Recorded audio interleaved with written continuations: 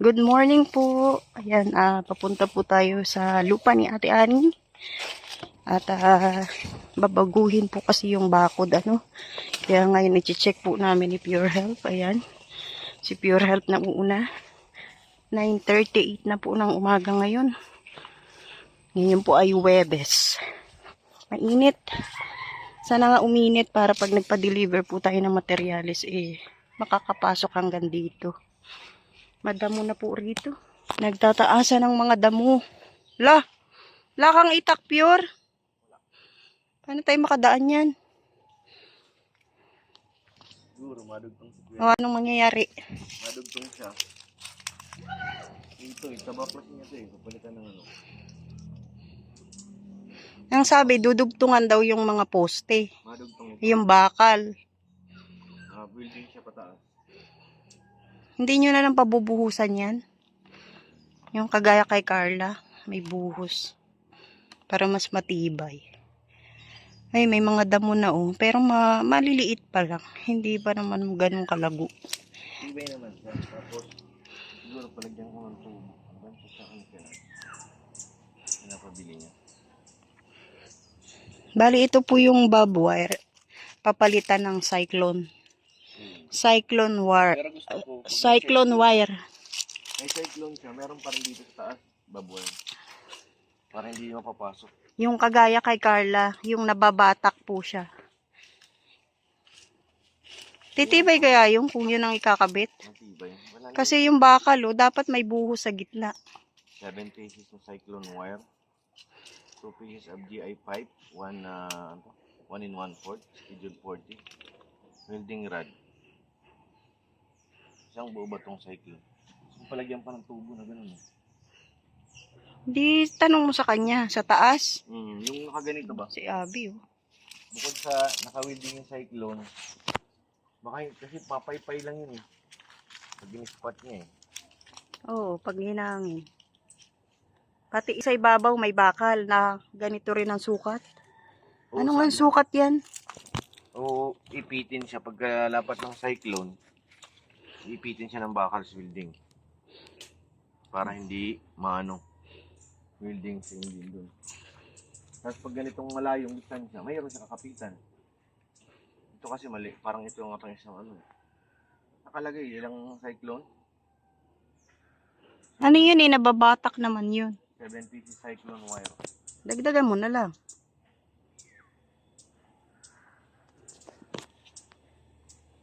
Hindi lalatag pa naman yung ganun. Abot. Baka naman kulangin. Ha?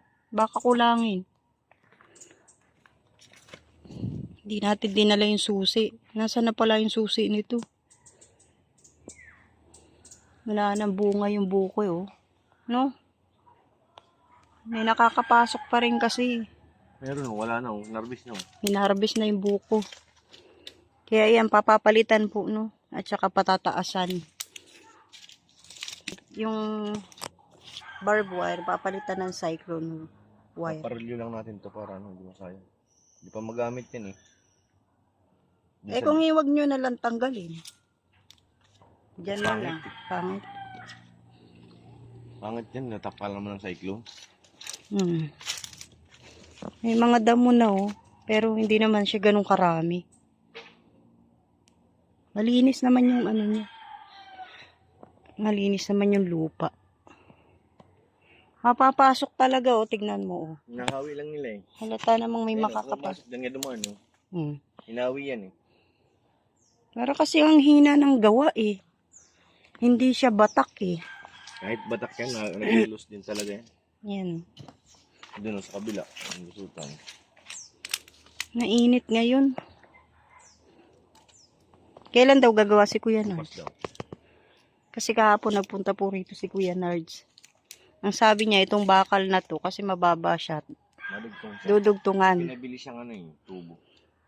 Tapos, idudugtong, weweldingan yan, ano. 2 pieces of GI pipe. 1 in 1/4 to yun. So, yan, bibili tayo ng materyales.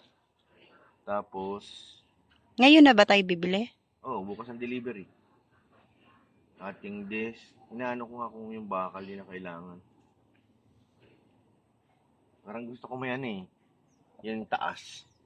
Ano? Pati baba. Kahit siguro 12 mm na nakalatag, tapos doon nakakapit yung... Tanong mo kay Kuya Nards. Kasi dito yan, pag ganun, yung dulo.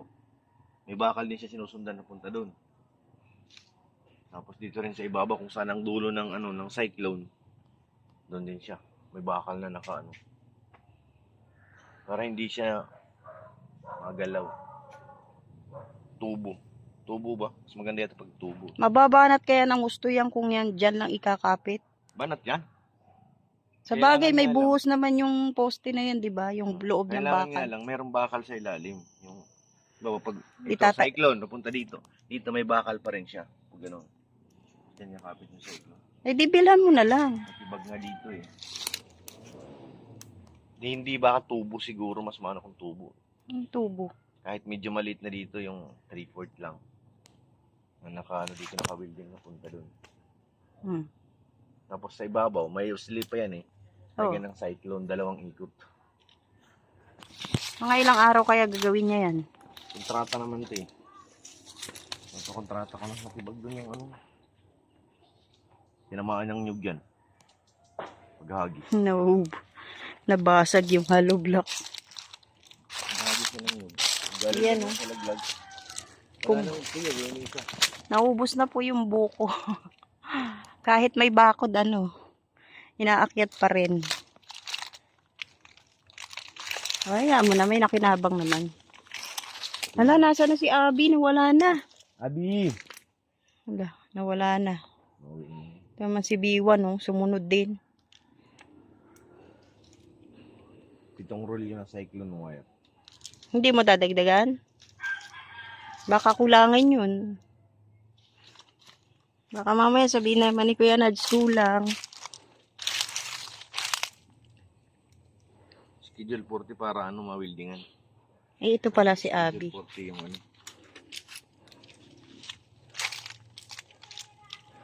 Sa lahat po ng lupa na nandito, kay Ate Ani lang yung malinis. Tingnan nyo naman dito sa harap, wala na rin tayo madaanan kasi yung mga damo, nakaharang na, Dami. Dito, sa gilid. Pwede, bukas na deliver. Babayaran ko ngayon.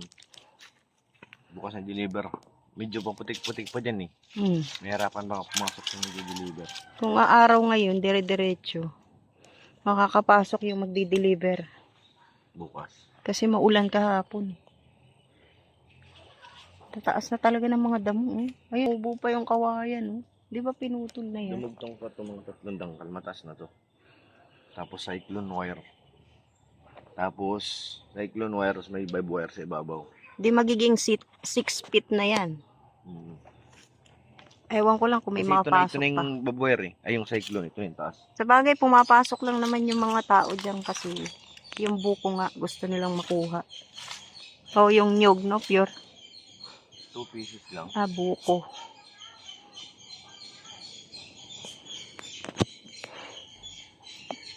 Parang DI pipe Parang kulang yan, pure. Parang kulang nga eh. Dagdagan mo na lang. 20 lang haba nun eh.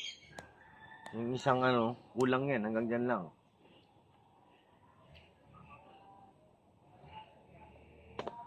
1 1/4 schedule 42 pieces.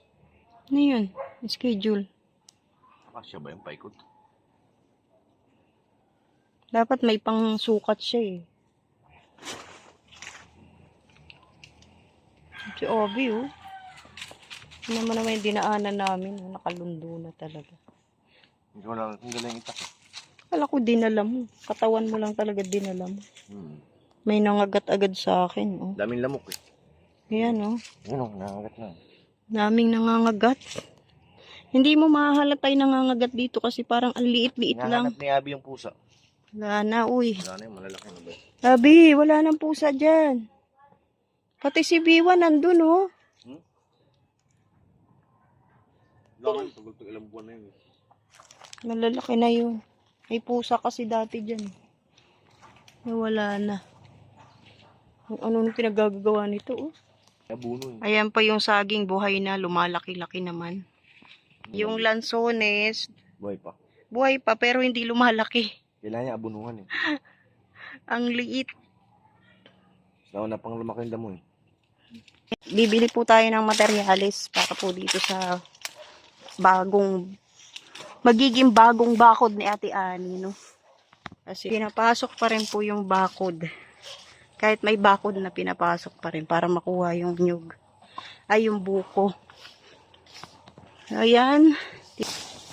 Gagawa na naman tayo ng panibagong bakod doon sa lupa ni Ate Ani. Para mas maganda.